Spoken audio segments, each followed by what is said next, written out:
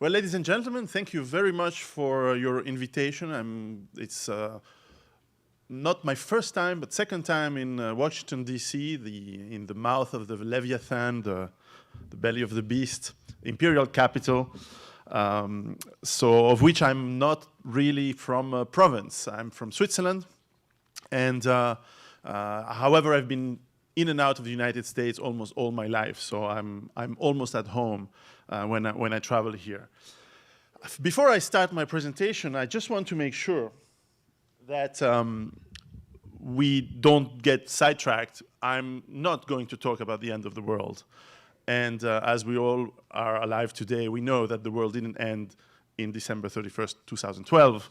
And this is not the things that I'm talking about. I'm also not talking about what Hollywood is very fond of producing, movies about disasters that are usually extremely dramatic with the heroes saving the day.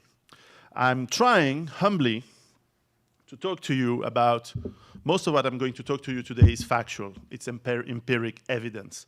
It is about trying to tell the truth, or at least what I perceive as the truth of the world today, and hopefully some of the hypotheses, some of the theses that out of that truth I can deduct and that are going to impact our lives. So let's begin with a little story. This little island is the island of St. Matthews. It's in the Bering Strait between Alaska and the Russian, I was to say Soviet, sorry, the Russian Far East.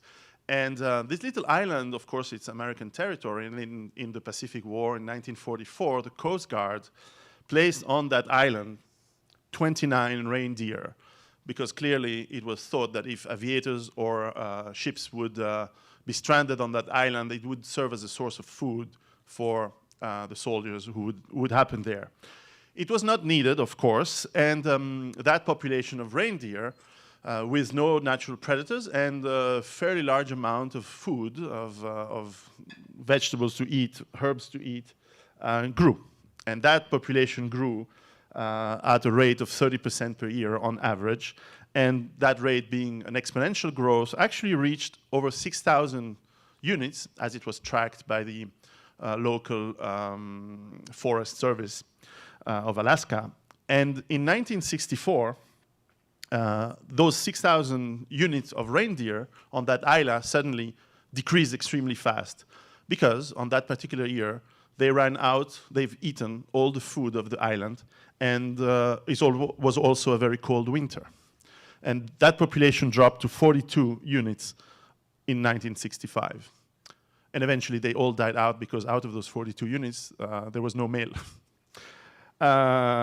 We call this an overshoot in biology. And this is a very easy experience to do, whether it's in a laboratory or on an island in this case, or anywhere else. Any system, any living system that has no predators, no limits, and will eat and will consume all the resources until it's run out, and then it will collapse extremely fast.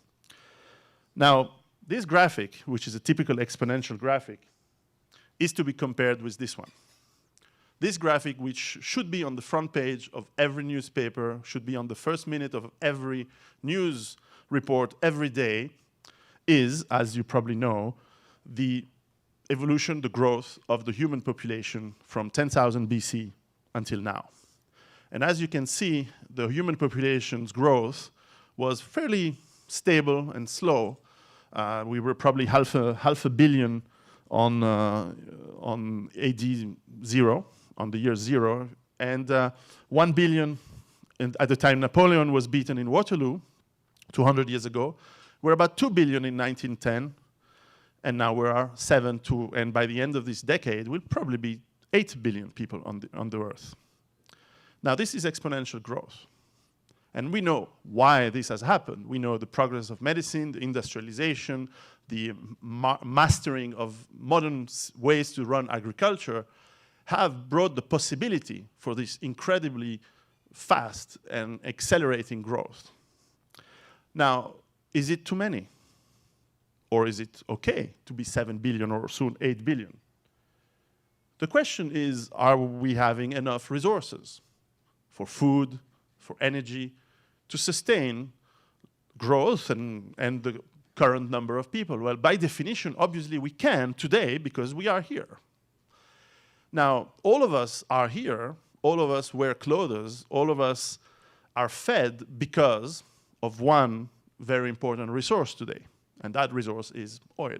Without that, no planes to bring us here, no cars, no trucks to bring food. We wouldn't be here physically today. We wouldn't be close the way we are for oil, for petrol. Now, you probably are aware of the concept of peak oil, and I always like to take 2 minutes to explain what it really means, because it's a very important, devil is being in the details. It's important to understand what it really means. Now, I've had the chance to sell a lot of software to oil industry, whether in the Middle East, in Russia, in the United States. So I was a bit familiar with that already a few years back. But if you take any oil well, it starts with the discovery, and you start to dig, and oil is found. You start to pump it, or it flows out, and eventually you reach a plateau of production. And after a while, it can be 1 year, it can be 10 years, it can be 50 years, eventually it runs dry and the production stops. Sure, you can lengthen a little bit the time with new technology, but the total capacity of that field, once it's empty, it's empty. And what you do is you compile all the existing fields together, and what you find is a theoretical curve, a bell curve, where you have at some point a growth of the number of fields that you discover and the number of the production you have. Eventually, you reach a peak, which we call the peak oil, and eventually it drops. And this is undisputable. This is mathematics. This is a resource that is finite. It is not, the Earth is not a bonbon with a middle of oil that comes up. We know exactly how oil is cooked over millions of years in different pressures and in different environments. We know that perfectly. We know where it is. We know how to find it. The question is, how long is that bell curve, and when do we reach that peak? And what is interesting is when we compound the consumption and production of oil over the last 150 years until now, what we do find is that the data seems to show that there is something similar to a bell curve, and that potentially, possibly, very possibly, we have reached a peak of production between 2005 and 2008. Now, I'm going to talk about unconventional oil, which is something that we have to add to that. One of the interesting points at this point is to say, well, sure, we have reached the peak, so how about we discover new sources, new fields? And this is a second very interesting graph, which is the discoveries. The largest numbers of discoveries and the peak of discovery has been in the 1960s, actually in 1964. And this is when we have had the largest discoveries. And since then, we discover less and less frequently, and smaller fields. And this is normal. We have satellites. We have discovered all of the places in the world that we know there is oil. So we can add technology to go and grab a bit more. But we are discovering less and less. And this is a fact. Now, how did an oil well look like? In the past, Pennsylvania, 150 years ago, Texas, California, Saudi Arabia, an oil well looked like this. You drill a hole, it is under pressure, it goes up, you just need to put pipes, you get it. Very easy, very inexpensive. By the way, oil is free. Oil is there, you just need to get it. The cost is to get it, right? Now, today, an oil field looks like this. Huge fields, more and more like in the tar sands, that you have to grab, you have to frack, you have to use hydraulic, high-pressure water inside to grab the last pieces of the last elements in the earth that you can get. This is an extremely expensive process to get oil. This is not as easy as it used to be. Now, those little trucks that you see here are not that little. And these trucks are consuming oil. And this is where economists or specialists in economics don't get it. What you usually hear is that, well, with less and less oil, prices will go up. Therefore, it will be more profitable to go and seek harder and harder fields. What they don't understand is that it doesn't matter. Because once the energy required to get the energy from that you are seeking is on a ratio of 1 to 1, whatever the price, it's not profitable on an energy point of view. And unfortunately, economists never learn physics, never learn entropy, never learn the basics fundamental of energy. This is not a monetary abstract. This is real. This is energy. This is what makes the universe function. Now, if that is production, what about demand? What about consumption? Well, here, obviously, we know that especially with the globalization of the last 20, 30 years, consumption keeps growing, demand keeps growing. And even in the last 4 or 5 years where there has been a real recession starting, demand has not decreased very much.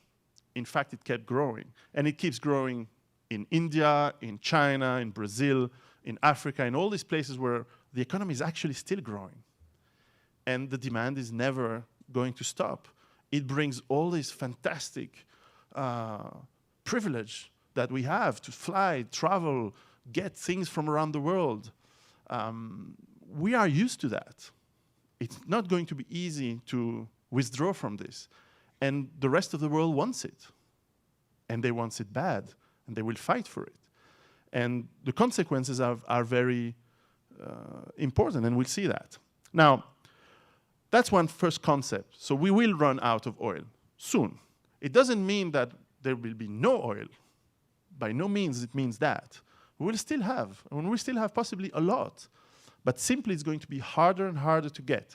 I give you another example. If you remember when you were a kid, maybe living outside the big cities, and your grandmother was asking you for her apple pie to go in the garden, go up the apple tree and get some apples.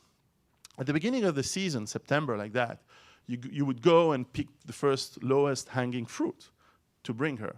The end of the season, maybe October, you have picked up all the fruits that were available, and then you have to take the stair and put it next to the tree, climb up the tree, and take the apples that are on the top, or the ones that are not ripe yet, or the ones that are too ripe are on the floor, or even the ones that are partly eaten by birds, right?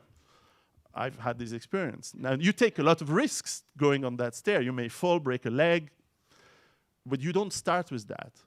So in the past 2 years, you have heard, especially here in the US, a lot of either uneducated journalists, sorry for the redundancy, you have heard a lot of news about the fact that the United States has more oil than Saudi Arabia, and you are going to be set for life about energy. Yeah, once again, they don't understand that, first of all, it takes energy to get that energy, that it's a financial bubble again, and that soon you will start, and I think you already have news that this bubble is bursting, and that more and more it's not profitable, more and more it's extremely complicated to get these fields up, and that there's no way out of this reality.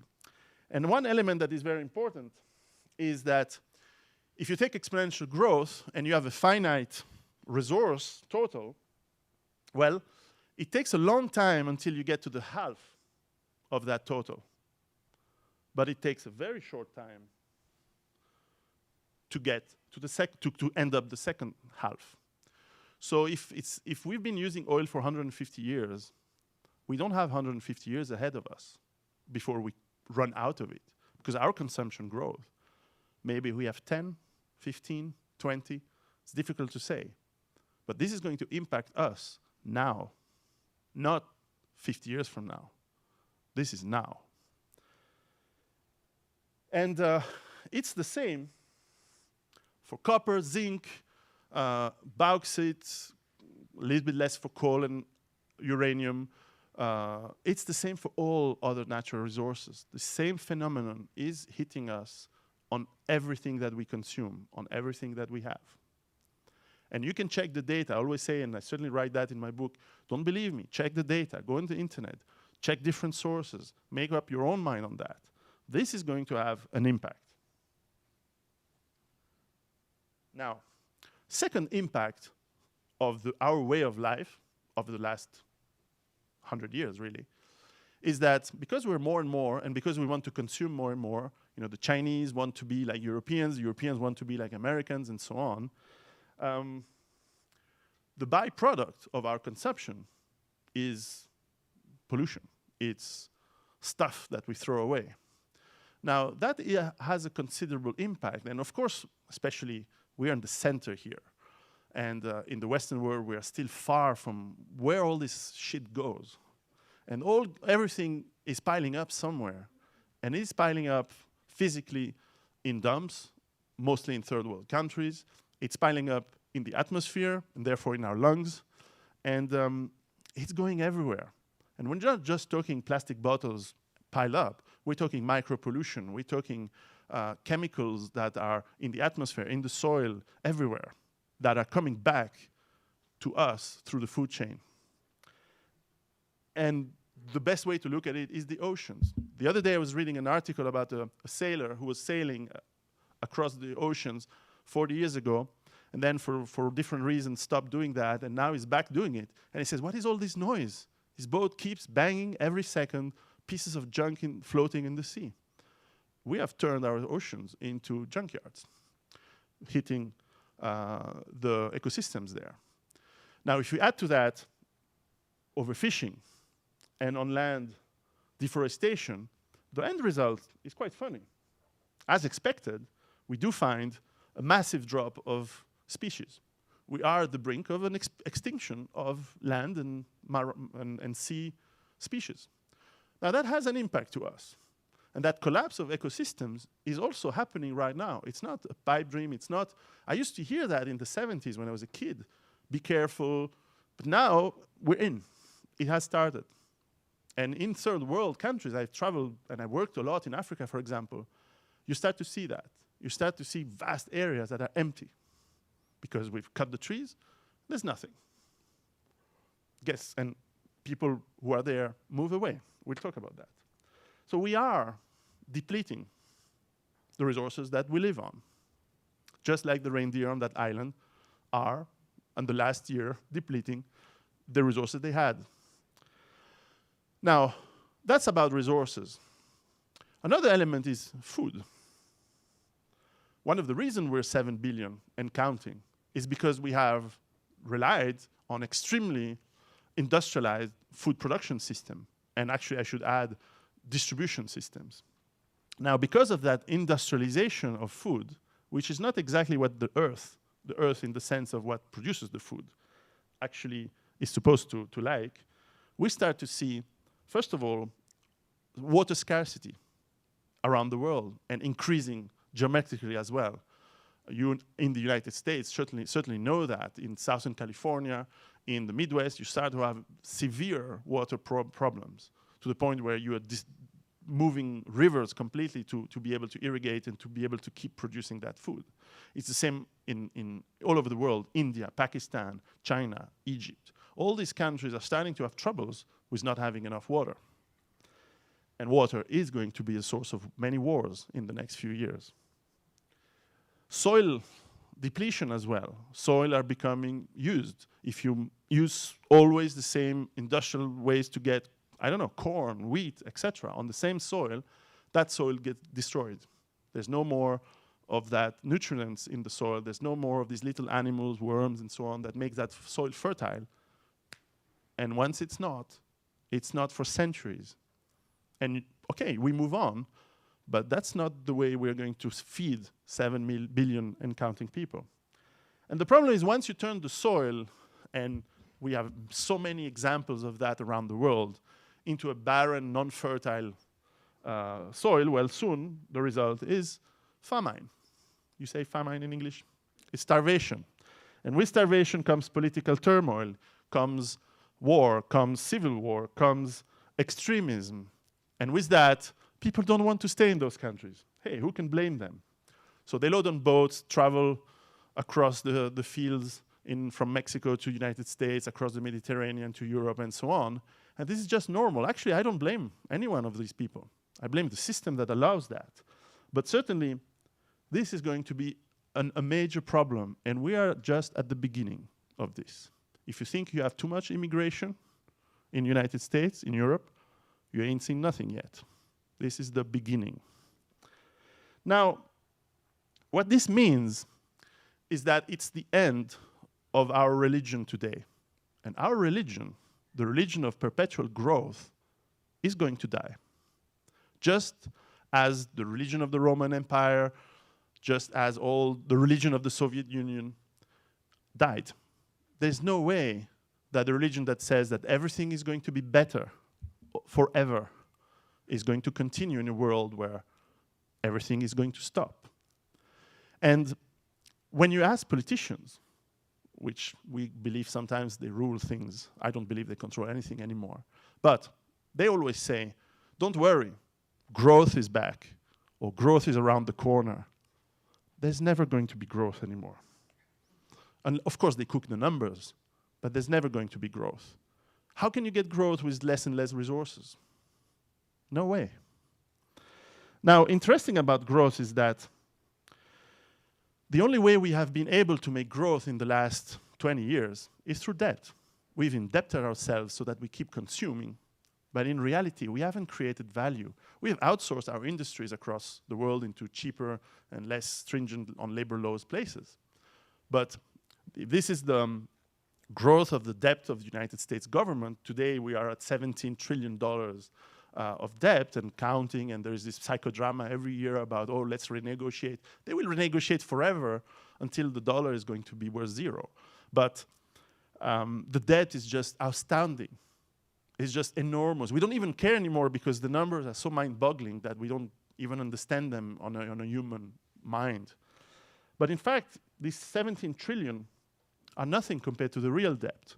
If you take the United States, big country, big economy, the biggest in the world, 1/3 of the world's GDP, well, you suddenly see that this economy is based on a huge amount of debt, which is not only government, but private, homes, banking, financial systems, insurances, which, if you add, becomes near $50 trillion.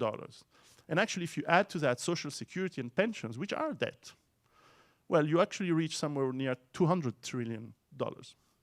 No way that this is ever going to be paid back.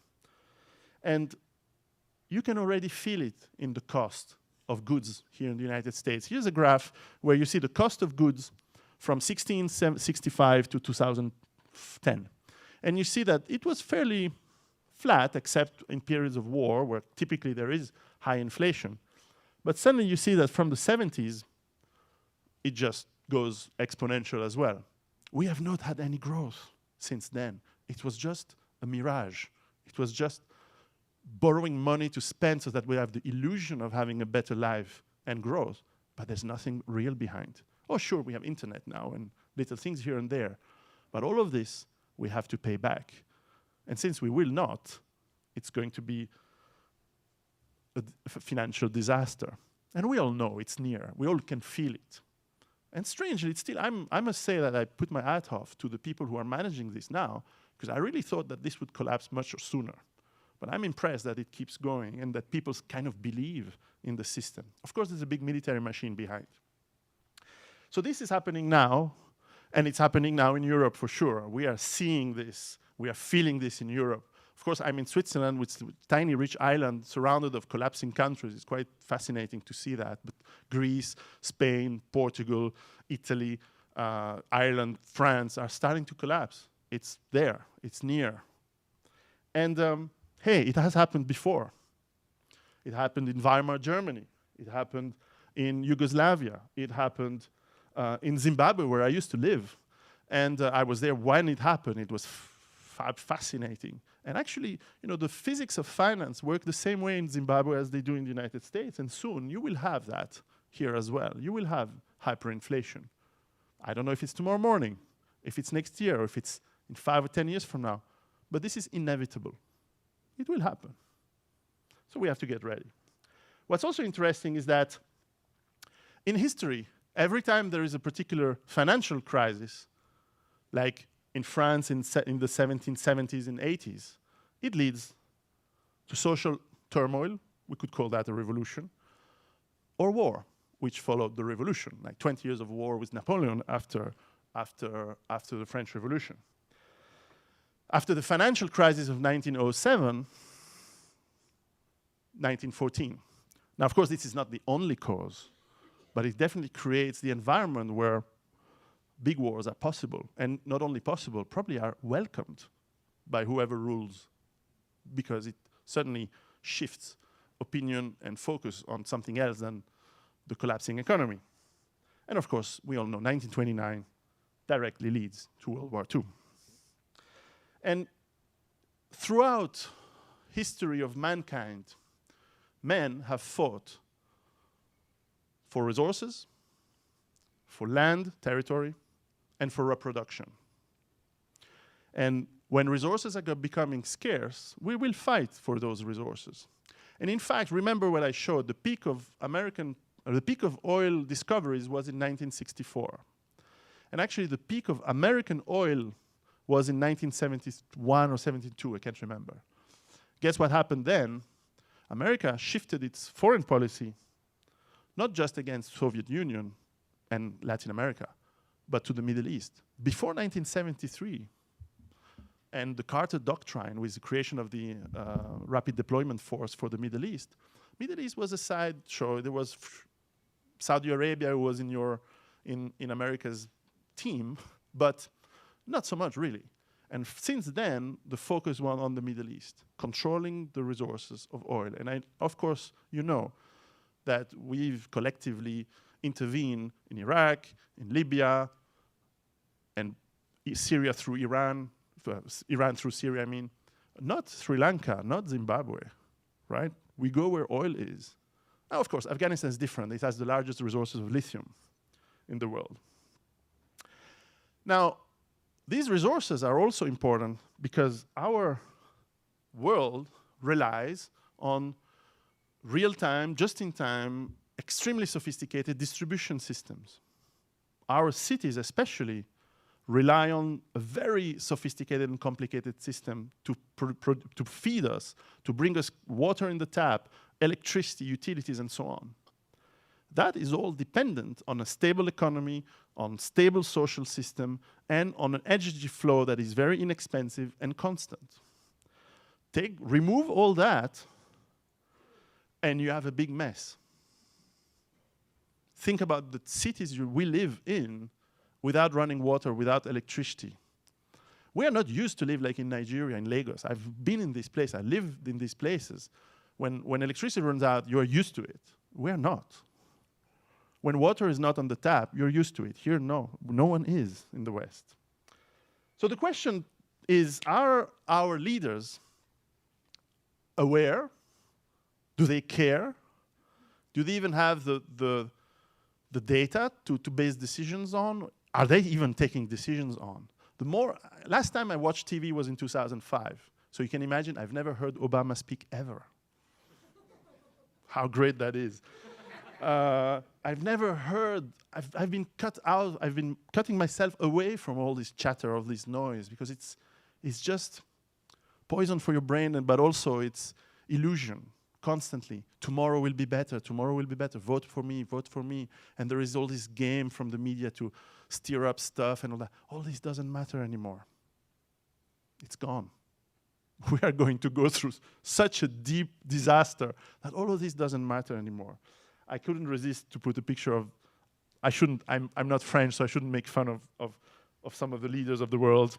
He looks like one. But anyway, unfortunately, I think those who rule are setting up a system today, and they're scared of what is happening, and they're trying to get more and more control. And I think the system today is not capitalism. Actually, I wouldn't call it like that at all. Actually, our friends outside are always saying, oh, anti-capitalist. We're not in a capitalist system. It's a corporatism system, and again, it's an oligarchy. You say oligarchy? Oligarchy. And now the good news is that with reduction of resources and economic collapse, there's not going to be money to fund police state, the NSA, all this stuff. You're spying on everyone. Great. So you can What can you learn spying from everyone? That the guy has put a new picture of his cat on Facebook, and what are they going to learn anyway? Plus, there's not going to be the money to run all that anymore. So I don't believe that this is going to last for long. There's not the funds for it. There's going to be contraction, not expansion of the state. They have to. They will not do it voluntarily, for sure. No state has ever cut down voluntarily in the history that I know of. Now, another scary part is, of course, that some of the powerful countries in the world, I mean one, if they look at their balance sheet and they see all this debt, they actually have one asset, which is military power. And military power, especially here in the United States, you're the only major power left. Well, it's pretty powerful. And you've used it. And you've used it a lot. I'm not sure the results were really interesting, but you've used it a lot. Of course, it's about democracy, we know that, right? And it's about freedom and about the great American values, right? We know the illusion. We are in this room, I'm sure, beyond the propaganda, right? Of course, you brought with you all the allies, the French, the English, even the Germans. I remembered Rumsfeld saying we need to teach Germans to kill more because they were too nice in Afghanistan. I'm not sure he really wants that. But if we add to that the instability of, for example, Israel in the Middle East, we don't know what these guys would do with Iran, for example. And if we counter that with the rise of the Russia today and China, and so many nuclear steel warheads going around, we cannot exclude that all these things goes out with a bang. Now, I don't want to be scaremongering, but for sure, out of all this data, out of all these facts, and this is where starts my hypothesis, so this is my opinion. What I've just shown today, you can check, it's factual. We are at the dead end of a system. First question that you have to ask yourselves at this point is, how are we going to react to that? How are we going to collectively react to this new thing happening to us? We've never experienced this since the Roman times. Are we going to be Zen? Are we going to be taking this very nicely? After all, Japan did. When they have a tsunami coming and wiping out part of the country, no looting, no rape, no arson. They get in line, get the help, rebuild. Wow, that's an interesting culture. Are we like that? Or are we just turning psychos? Now, I'll just take a little moment to give you my opinion about current society structure. First of all, we're not citizens anymore, we're consumers. We spend our lives in boxes, whether it's your home, your car, your office, to work for something that is less and less interesting. I certainly felt that when I stopped definitely working for a salary.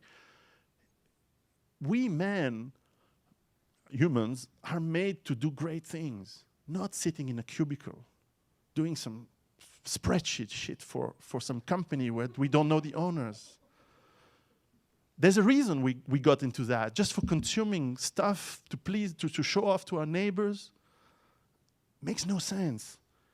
And kids especially, they're lobotomized from use with Facebook and these little tablets and stuff. This is no Roman legion, Genghis Khan, Mongol horde. We are morons, more and more. And I believe we are psychopaths. We don't care about each other anymore. We don't care about no one but ourselves. And some cartoonists like Crumb already saw that in the 80s. Plus, we're overwhelmed with debt, and we eat shit, literally. We eat bad food. No wonder the West is under tranquilizers and antidepressants, you call it Prozac in the US, right? We have the biggest consumers. When I go to Africa, there's no one who is depressed. They have too much other day-to-day stuff to do, like eating, finding food. They don't have time to depress. They don't have salaries. They don't have cubicles. no one ever had in the history of humanity. And we are a depressed society, psychotic, depressed society. I don't think we're going to react very well to what's happening. I think we have a system failure here, as I would do it in IT. It's a complete blue screen of the computer, right? Now, the good news starts here, is that we know of past history. We know what happened. We know what will happen if we study past civilizations.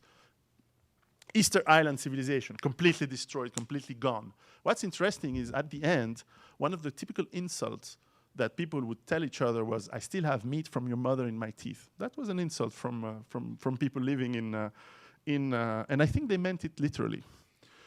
They collapsed so much that they came to total barbarity, cannibalism, things like that. We can study here in America, a Mayan Empire, very powerful, very incredibly advanced civilization, gone in 2 years. Gone in 2 years. And of course, a bit more global, let's say, the Roman Empire, fascinating story in how it declined and how it collapsed. And we can learn a lot from that. I think our situation is very similar to the one of the Roman Empire. And very near to us is the example of the collapse of the Soviet Union. Very interesting story, and I was there just after that for my first business trips in Russia.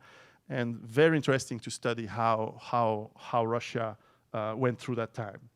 For sure, so I'm not a prophet. I don't know exactly when, or I don't know exactly what's going to happen. No one can. I can only, and I certainly give some ideas in my books and my presentation. But some of the things for sure that we can tell is there's going to be much more poverty. Poverty of a level that we're not used in the West.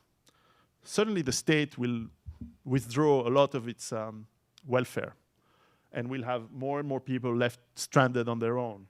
There's going to be more and more attempts to control resources, with more and more wars across the world that are going to all fail, because that's not how you create efficient trade and efficient system and efficient use of the resources. So you're going to have in our lands, and I think you already have here in the United States a lot of people on food stamps. This is quite an incredible. And I come from a culture where America was like, wow, rich and successful, and this is not the case anymore. And this is very interesting to have the introspect to look at that. We're going to have more and more immigration, as I said. We might have social turmoil. I actually don't believe we will, or certainly not revolution style. We will not have people taking power through revolution. They're way too busy with Facebook. One day they say, oh, I hate these guys meeting in Washington, and the next second they put a picture of their cat online again. That's not thorough. That's not the way you make a revolution, and they're not organized. What you're going to have is violence. Violence in the street for no reason. People will become upset. This is starting already. People will start to loot more and more, and I think at some point there's going to be tipping points. Some people disagree. Some people think we're in a slow collapse. I think that there are tipping points where people panic. And once it panics, you loot the supermarket, the supply chain stop, people don't want to deliver goods, companies go down, it's finished. The cities are left on their own. Maybe some big countries still have National Guard or army that can feed, 300 million people in America living in cities? I don't think so, but maybe, but I don't think so. So it will start to become messy. And when it starts to become messy, some people will start to organize themselves. And the people who organize themselves usually or do it so in militias, they do it so in war bands, and some people are already organized today. The gangs, the mafia, the organized crime, they are ready. They are ready to take over because they already live in a collapsed world. They don't care, and they just know how to do it. And they don't negotiate, or they negotiate in a special way. These guys I'm more worried about these guys than the government. I'm more worried about these guys than drones spying on me. I don't care. And yeah, we may have some ethnic cleansing, racial tensions that go beyond the tension. Doesn't matter.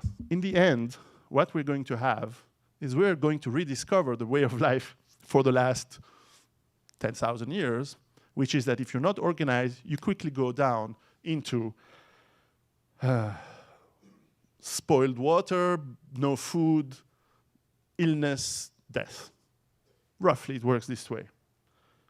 Illness is what kills. It's not people, it's not wars. What kills is illness. And without the system that is super sophisticated that we have today, when it collapsed, the hospitals collapse, medical supplies stop, and then we discover the joys of having death by dysentery, plague, and so on and so on. It's already starting in some countries in the world. Again, we have plague in Central Asia.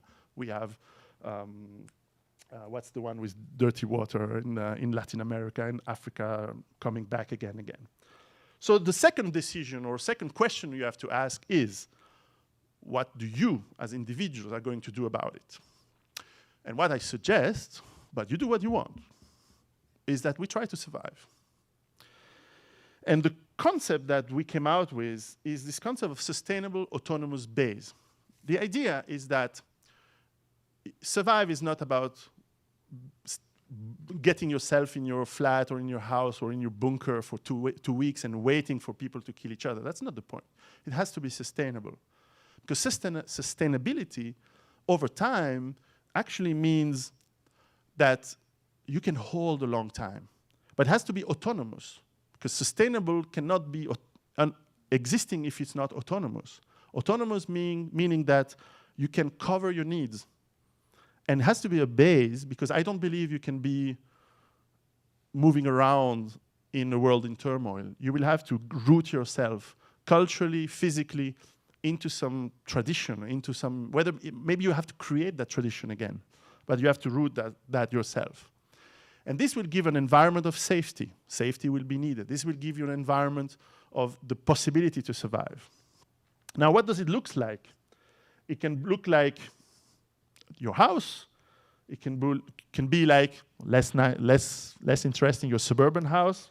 It can be even less nice, your flat in a building block. You don't have many of those here. At least you don't have those. It can be very low cost. It can be your trailer home. It can be your boat. A lot of people in this area like to sail. Certainly, you have to choose where to put it. And I wouldn't choose to be too near cities. My second book, which is only in French now, is about the city. It's tough. It's really tough to get yourself in the city. But go away. Montana, Wyoming. But stay away from those big cities. That's where a lot of people are. That's where a lot of people will be angry and panic. To successfully do that, I'll do this very short, you need 7 things, 7 elements, which are very obvious, but when you think about it, no one does them. First of all is water. Are you just relying on the public service, or are you autonomous and sustainable with water? Finding it, getting it, filtering it. Think about that. Second element is food. How can you be autonomous and sustainable in food? What saved the Russians when Soviet Union collapsed was that because of the Soviet system being so incompetent and not based on consumer goods, a lot of people had their own gardens. And that's what saved them. They didn't starve because of that. Otherwise, we would have much less Russians today. And certainly, which would be a bad thing. And so think about the food. How do you get your sustain? So I'm doing this, by the way. The picture before of me was in my farm. So I dropped everything, sold my shares on Wall Street, and moved to a farm. And that's what I'm trying to do. I'm trying to learn to be a farmer, a little low scale, just my own production farmer. It's tough, but it's very interesting. Third point, health and hygiene. Do we know how to be self-sufficient? Or every time you cut yourself, you run to the doctor? You have to learn to be self-sufficient also, as much as you can on health and hygiene. Get in good shape. I need to do some work here. But really work on that. This is very important. This is the third element. The fourth element is energy. We are used to luxury. Energy is a luxury. Heating, in some case cooling, cooking, light, hot shower. We need that. We're used to that. Living without that, that's tough. So we need to think about how we can do it. Good news, it's fairly simple in your house, in a small community, to make yourself reliable, resilient for that. Point number 5 is knowledge. We don't want just to survive as barbarians.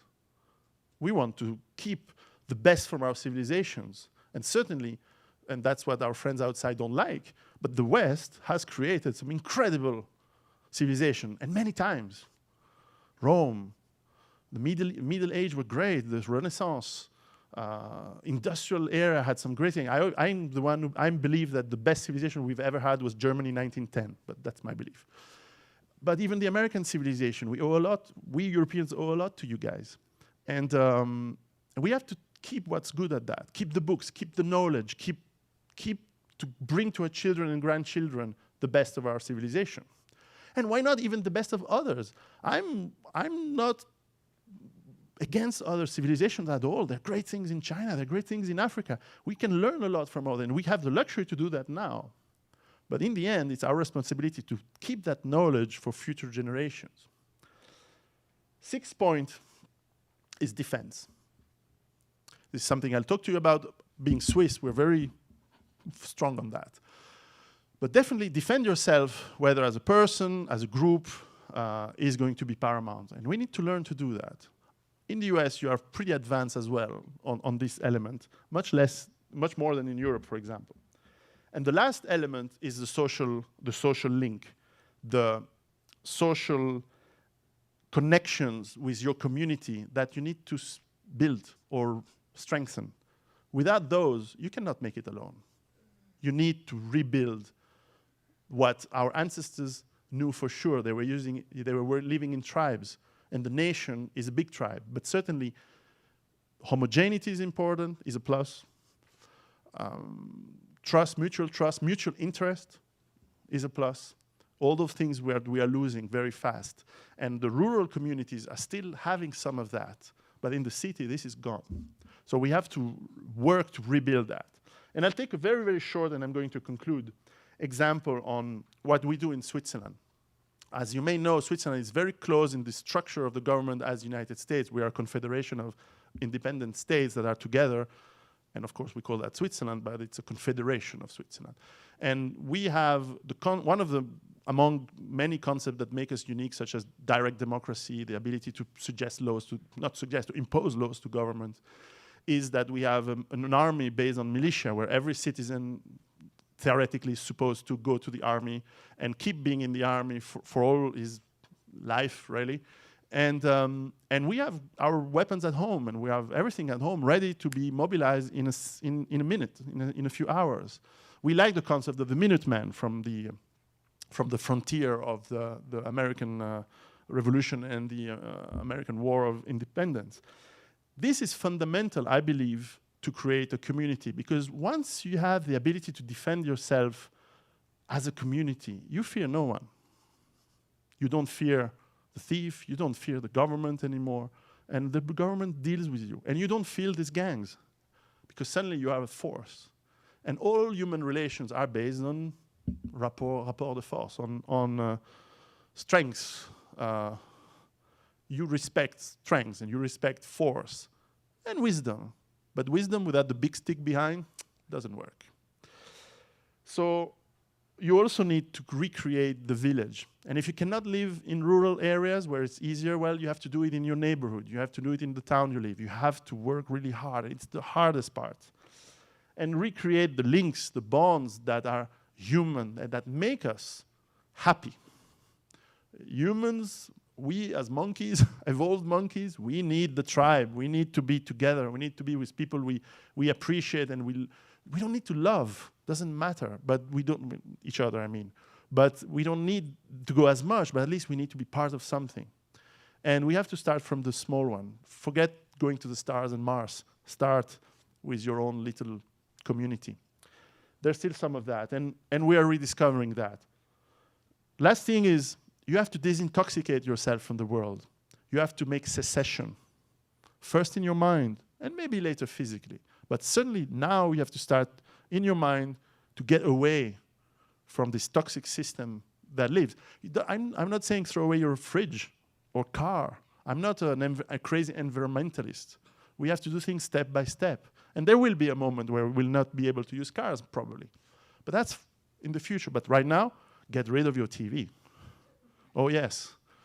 Get rid of the TV in every room and every room of your kids. Because that's the poison of our times. get rid of all the brain-consuming, neuron-deleting media and press that exists. So that's for your brain. As for your wallet, get away from the financial system. Get away from it. It's tomorrow morning or next year, all your money will be lost. Do what is needed to save it. Sustainable autonomous base is a good investment because it's useful. And if you still have money, yeah, gold, silver, of course. And finally, learn to live in a simple way. We are addicted to the modern way of life. And we have to relearn, and it's hard, believe me, it's super hard for me going from a business executive traveling business class all over the world to become a farmer, small-scale farmer, and shooting instructor as well, but okay. But it's really hard. But I encourage you to do that, get in health, learn the skills of the real jobs. It's not law, it's not finance, it's down-to-earth jobs. And you can do this unparalleled. If you're a successful lawyer, keep being a successful lawyer, make the money, and on the side, learn to be a carpenter, learn to be a plumber, learn to shoot, learn to become a bike repairman, I don't know. So finally, the choice is yours. The choice is yours to keep being, I hope, and I'm sure no one here is, a couch potato. You don't necessarily need to go to become a Rambo. That's not what it is about. It's about balance. And you don't even have to be, for those who have seen this movie, Sean Connery in brief. But you need to adapt yourself. We don't know what the future is going to be. I certainly don't believe that it's going to be apocalyptic. I don't believe that we're going to have these disasters. I don't think we're going to have really bad science fiction style scenarios like in these pictures that I fondly found online. There's great artists.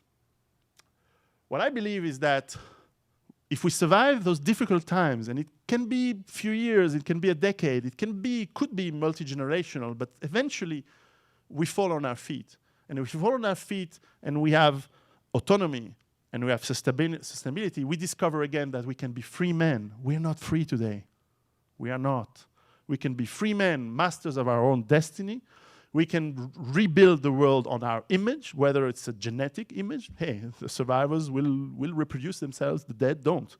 And on our ideas, whatever these are. And we may not share exactly the same ideas here. That's okay.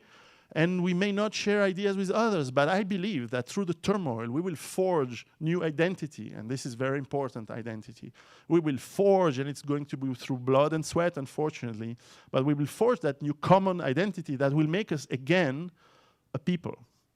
And maybe it's going to be multicultural, actually multiracial, but not multicultural. I'm very open on a lot of things that maybe some of you are less open, but that's okay. We can discuss. But certainly, the culture cannot be multipolar. It has to be one at some point. At least 99% has to be shared if we want to rebuild. And if we rebuild that world, hey, maybe we have some good surprises. But certainly, we can hope at this point, while hope is not a strategy, but it's an end objective, we can hope for actually a better world. But there's going to be hard work, and that's what I want to conclude with, is get to work. Thank you.